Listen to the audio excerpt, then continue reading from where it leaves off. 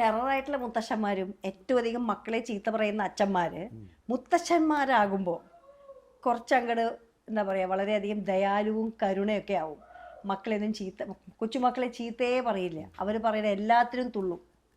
അങ്ങനെ തന്നെയാണോ? അല്ല, അതങ്ങനെ എല്ലാവരും സ്വാഭാവികമാണ്. ആ, കൊച്ചുമക്കൾ വെച്ചാൽ അവർ നമ്മളെക്കാളൊക്കെ എത്രയോ കൊച്ചുങ്ങളാണ്. അപ്പോൾ മറ്റവർ കുർത്തക്കട കാണിച്ചാൽ ചീത്ത പറയും, യുദ്ധങ്ങൾ അത്രേ, അല്ലാതെ വേറെ സാധാരണ പോലെ. അതെ. നമ്മൾ ഒന്നാമത്തെ കാര്യം, എനിക്ക് സിനിമാക്കാരനായിട്ട് ജീവിക്കാൻ പറ്റിയിട്ടില്ല. നമ്മൾ സിനിമാക്കാരനല്ല, നമ്മൾ ഓർഡിനറി മാൻ. അതെ.